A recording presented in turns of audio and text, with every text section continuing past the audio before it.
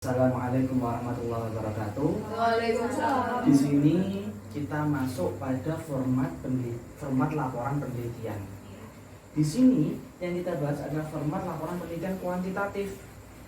Formatnya seperti apa, Pak? Silahkan dilihat di aturan jurusan, nanti saya kasih. Jurusan itu daftar isinya seperti itu. Tapi kalau aturannya itu saya jelaskan dulu sekarang. Judul. Berdasarkan apa judul ini? Judul itu berarti berdasarkan permasalahan dan jalan keluar. Berdasarkan hasil assessment. Bolehkah judul dulu baru assessment? Di kuantitatif boleh. Judul dulu baru assessment. Iya, kalau kuantitatif. Tapi kalau kualitatif nggak boleh.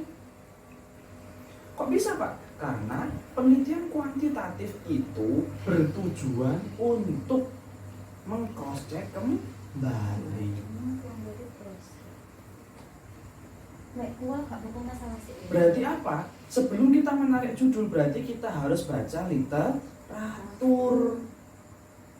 Terus baca permasalahan. Contoh di buku di penelitian terdahulu terdapat metode teknik asosiasi bebas itu bisa untuk menurunkan emosional anak yang ditinggal nikah pacar. Benarkah itu? Nah, karena di penelitian terdahulu itu benar, maka kita harus meng-cross-checknya kembali atau meneliti kembali. Loh Pak, nanti kan sama judulnya. Judul boleh sama, tapi subjeknya berbeda.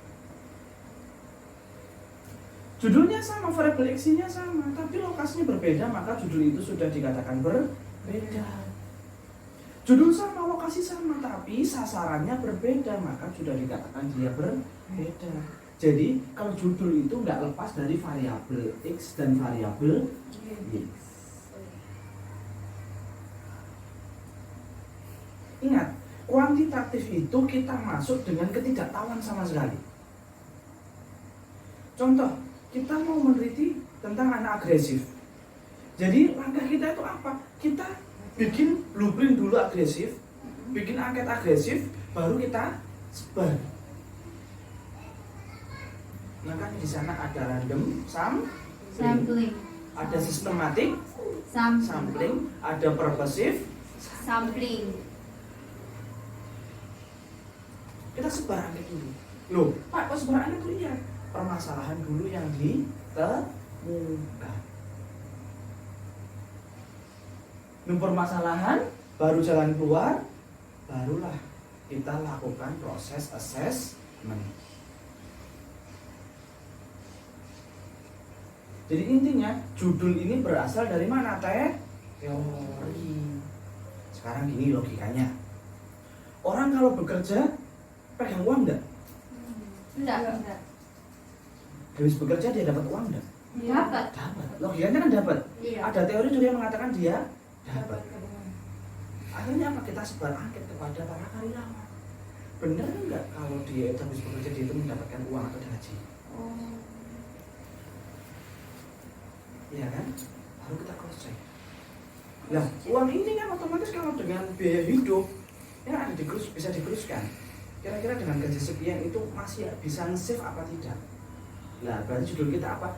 Tingkat keborosan karyawan pabrik atau tingkat konsumerisme karyawan pabrik. Nah, bagaimana cara kita untuk mengatasi orang yang konsumerisme ini? Nah, baru kita temukan tekniknya. Jadi penentuan teknik itu juga masuk di judul. Ya iya. Nah, kalau beli kan tekniknya, Mbak. Jalan keluar itu teknik ya, Pak? Iya. Sama dengan treatment. Benar. Judul sama dengan Y plus X. Ya. Y dulu baru X. Judul. Kata pengantar sudah biasa, daftar isi sudah biasa, baru kita masuk pada pendahuluan. Di sini aturan tulisan pendahuluan. Ini aturan saya bikin sendiri ya. Iya. Nggak dari sumber manapun. Nanti kaidah Pak. Caris. Pendahuluan yang pertama harus ada di paragraf pertama, harus ada yang namanya mukodimah. Aku tahu lagi. Pembukaan. Ya. Kalimat ini. Mukodimah ya. Mukodimah itu berarti apa? Kata-kata yang menjembatani dengan variabel y. Makanya harus mukodimah itu baru yang namanya nomor 2 ini dinamakan dengan hermeneutik. Hermeneutik variabel y. Apa sih Pak hermeneutik itu? Hermeneutik di sini adalah pendapat ahli tok tanpa ada pendapat kalian. Jadi contoh kita meneliti tentang kenakalan remaja. Menurut Singgi Santoso, kenakalan remaja adalah ini. Sedangkan menurut Sulaiman, kenakalan remaja bisa disebabkan karena ini. Lah, berarti ini kan pendapat ahli tok.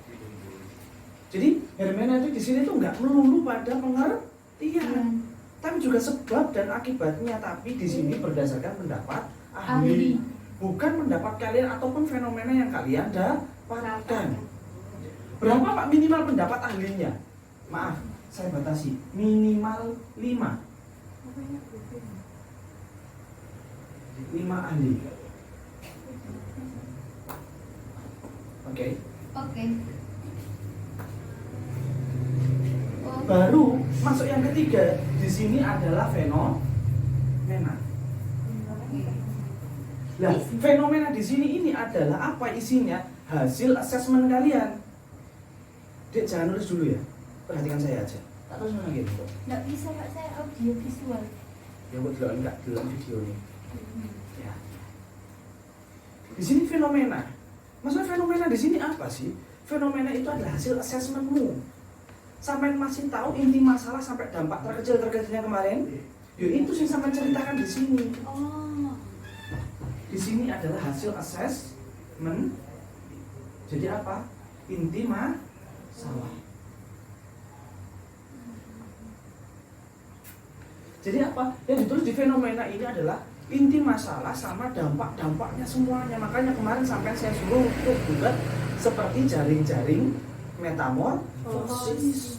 Jadi satu masalah yang berdampak pada masalah-masalah yang lain sampai sistem terkecilnya. Disinilah yang dijelaskan nanti. Ini masuk step pada fenomena. Loh Pak, footnote-nya apa? Berdasarkan hasil asesmen yang dilakukan pada tanggal berapa? Itu footnote-nya. Tanggal dilaksanakan. Iya.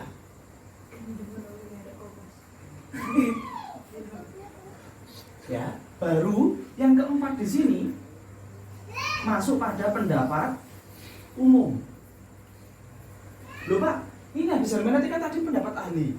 Ini pendapat umum maksudnya gimana? Pendapat umum itu di sini dari fenomena ini tadi kalian tarik satu kesimpulan, kemudian hubungkan dengan pendapat ahli, tambahi dengan pendapatmu sendiri. Paham.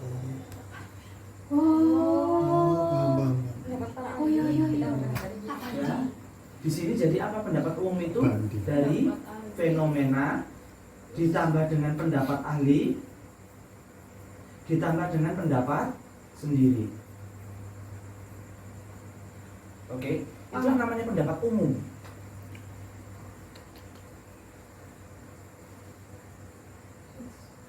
Oke.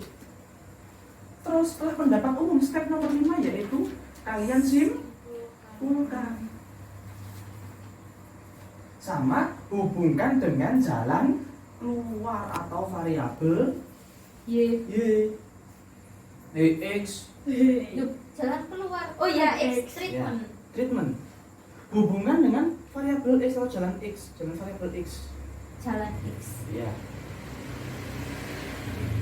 Lah, contoh tadi kenakalan remaja itu menurut ahli ya, simpulkan di sini jelas berarti menurut ahli. Ditambah simpulkan di sini ada ahli.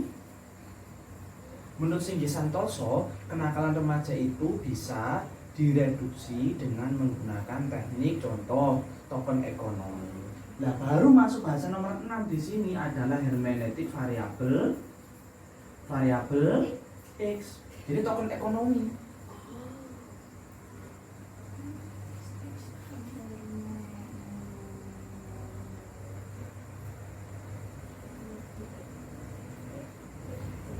Oke. Ya. Hermeneutik X atau token ekonominya. Baru yang ketujuh di sini balik mana pada pendapat umum. Maksudnya apa, Pak? Fenomena ditambah ahli ditambah pendapat sendiri. Oke, Rena. Loh Pak, Iya. untuk yang variabel X itu nggak pakai nulis fenomenanya. Loh ya iya kan? Makanya Oh, berarti ini kayak pendapat umum fenomena ini tadi loh. Nggih. Ya dijadikan satu Oh, tambah fenomena. pendapat ahli Nggih. ya, tambah pendapat pen sendiri. Nggih, nggih. Berarti fenomenanya tetap pakai yang atas ya? Iya, fenomena kenakalan itu. Nggih. Makanya ahli ini yang Oh, berhubungan oke. dengan hermeneutik X jalan keluar ini tadi. Baru tambah pendapatmu sendiri, baru aturan nomor 8 di sini adalah penelitian terdahulu. Penelitian terdahulu fungsinya untuk apa? Untuk mendukung pendapatmu di sini. Oke. Oke. Nah, habis penelitian terdahulu, Pak, berapa jumlah penelitian terdahulu? 2 atau 3 boleh. Baru aturan nomor 9 di sini adalah hipotesis. Otomatis kalau hipotesis harus berdasarkan nggak hanya pendapat kalian, tapi juga pendapat ahli. Ya, pendapat sendiri plus ahli. Baru aturan nomor 10 yaitu kesimpulan plus judul. Ini aturan untuk bikin pendahuluan Soro ya.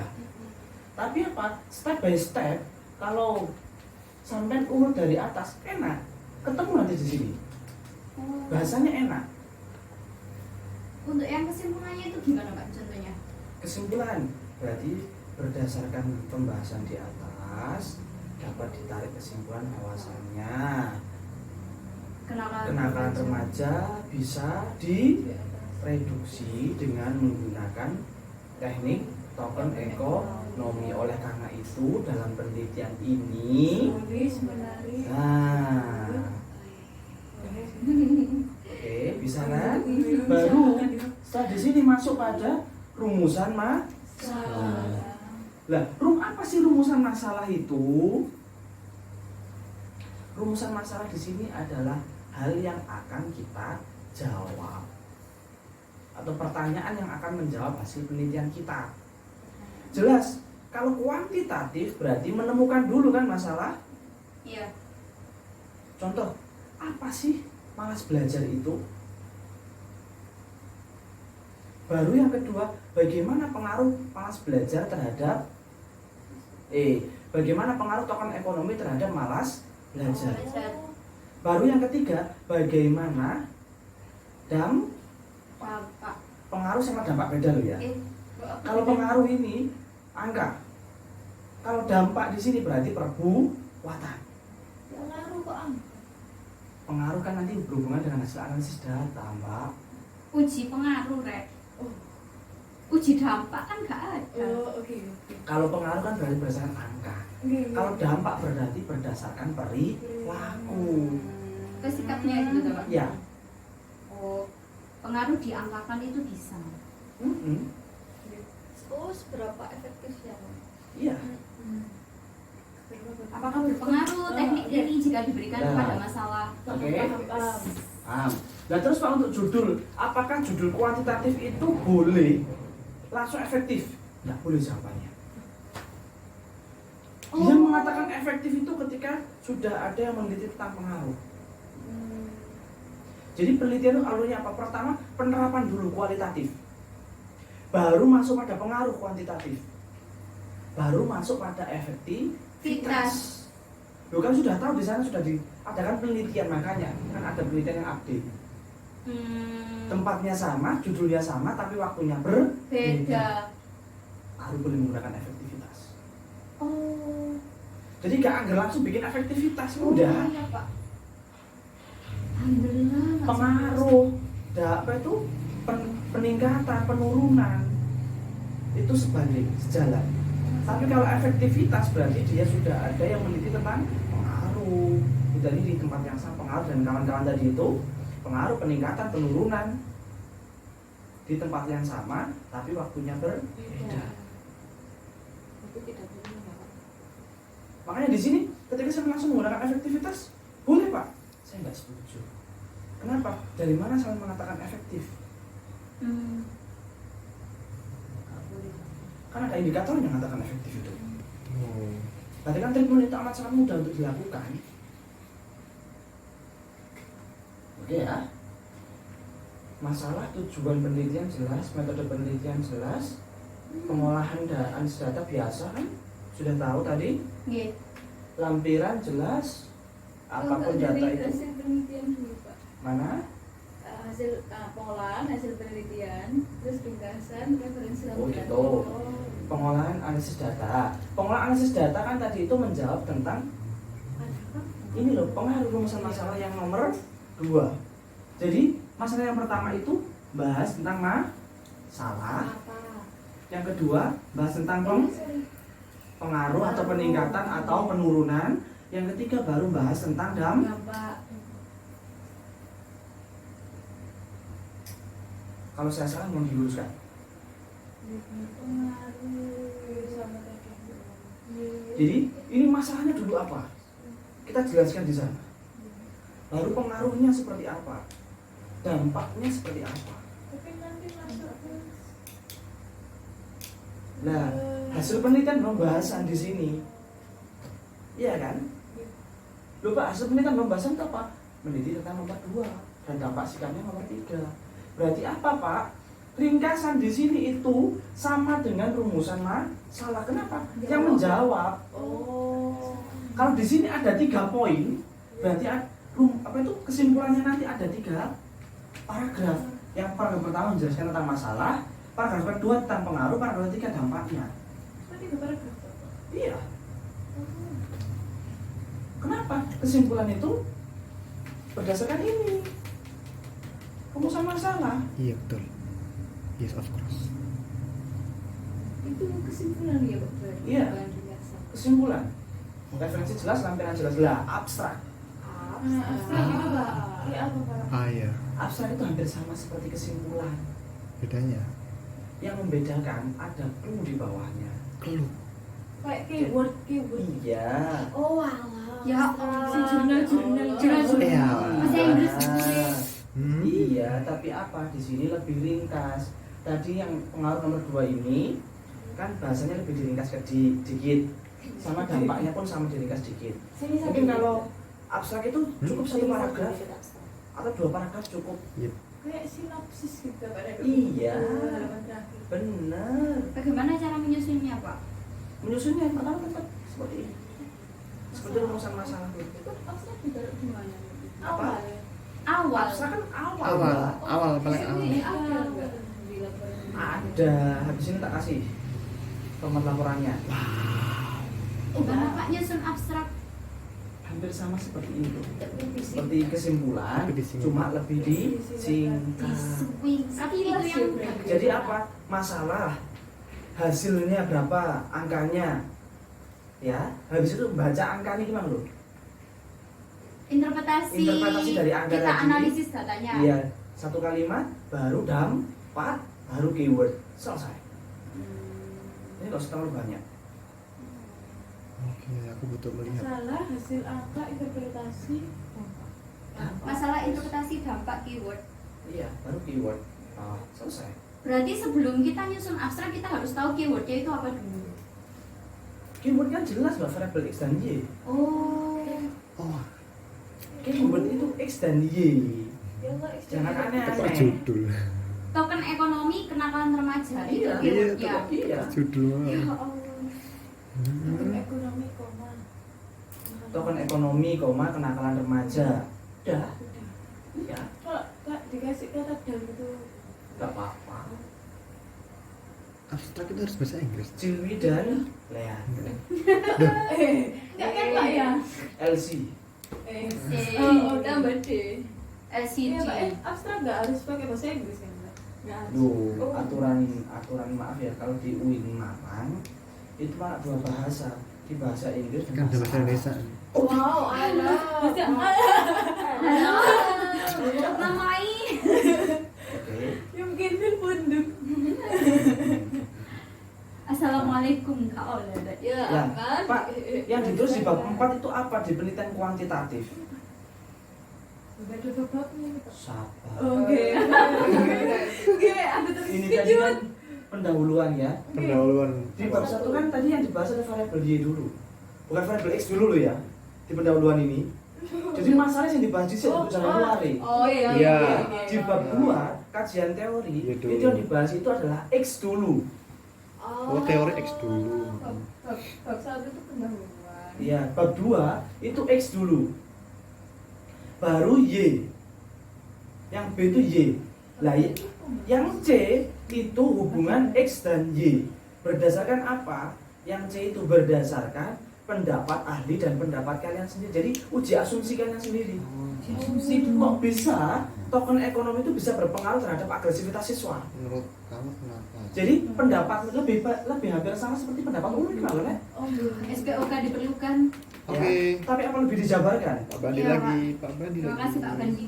Terima kasih Terima sekali. kasih kita cerita. Terima kasih Pak Haris. Oke. Ya Pak. Ya, baru di bawahnya biasanya baru ada penelitian terdahulu Tadi masuk atau definisi operasional Kenapa, Pak? di bab 2 itu. Dua kan jengkel. Ya pokoknya intinya maaf kalau saya itu ABC ya. Iya. A itu X, B itu Y, C itu X ke Y. X hubungan X dan Hubungan X ke Y Y. atau uji asumsi Uji lain. asumsi. Iya, Pak. Iya, betul. Lah, Pak, uji asumsi ini apakah pendapat kita semuanya ataukah harus ada pendapat ahli? Jawabannya harus ada, Ada pendapat pendapat ahli ahli. yang menguatkan. Betul. Nanti kita bukan ahli. Iya, kita bukan ahli. Ini cara nulis yang temen nih. Oh, kayak branding. Iya, Ya. asumsi terpercaya. Ya, bab 3 metodologi penelitian. Di bab 3 itu ada tengah-tengah itu ada uji reliabilitas dan validitas. Itu yang kita masukkan dari hasil angket kita, per angket kita. Kemudian di bab 4 di sana hasil penelitian. Di bab 4 kalau penelitian kuantitatif itu yang menjawab pertanyaan, menjawab rumusan masalah. Jadi masalah itu mang ya opo? Hasil itu mang ya opo? Otomatis kalau hasil berhubungan dengan angka saja dan cara bacanya dihubungkan dengan teori pendukungnya. Ingat bab 4 ada teori pendukung loh ya. Jadi nggak hanya angka, nggak hanya masalah, hasil penelitian, tapi juga ada teori yang mendukung ini tadi. Kok iso hasilnya gini? Teori apa yang menyebutkan di situ? Jadi kita itu ibarat ngomong itu nggak ngawur, tapi ada dasarnya. Loh Pak, di penelitian kuantitatif itu kan contoh kita pakai konseling kelompok. Analisisnya berarti analisis kelompok, ya. Tapi di lampiran kita sertakan juga analisis individu. Makanya selain konseling kelompok, konseling rame-rame, kita juga harus mendekati anak itu per individu. Dan jangan lupa kemarin angket, observasi, wawancara, dokumentasi. Ini tetap berjalan loh ya. Bukan pilihan. Bukan pilihan itu, ini pelaksanaan semuanya. Semua harus dipakai. Semua harus dipakai. Untuk apa? Contoh, kita bikin angket itu kan kita nggak ngawur. Iya. Makanya itu kita pertanyaan ya hampir sama seperti angket ini, tapi tetap kita bahasakan dengan bahasa kita sendiri. Makanya setiap minggu kita itu ada progres, setiap pertemuan ada progres. Kira-kira anak ini seperti apa? Oh, oke. Sama di lampiran disertakan hasil asesmen, progres itu tadi per pertemuan per orang, sama evaluasinya. Ini yang bikin penelitian kuantitatif itu tebel. Kenapa? Kalau bab 4 kan cuma sedikit tadi. Saya bilang angka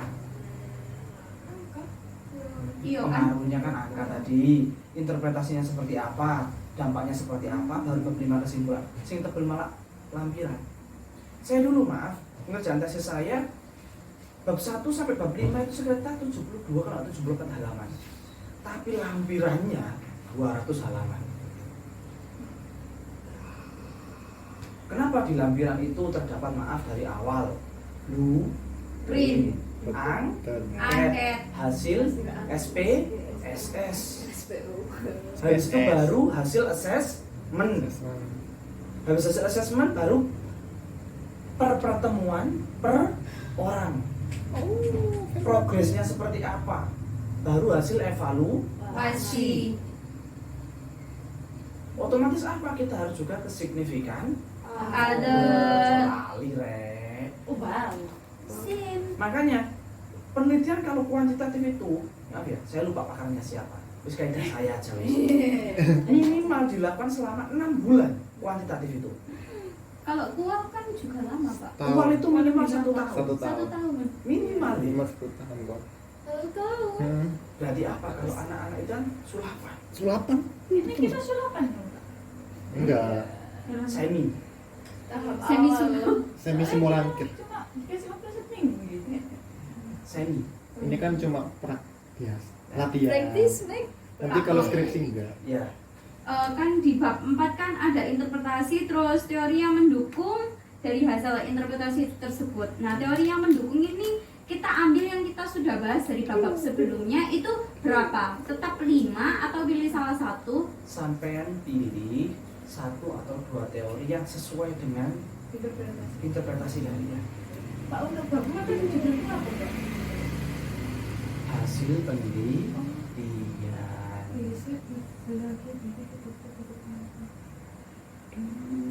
Oh, paham sekali. Oke. Ya. Kira-kira ada yang ditanyakan? Kita permudah gua apa enggak usah beli marek. Masalah pengaruh kan, Pak.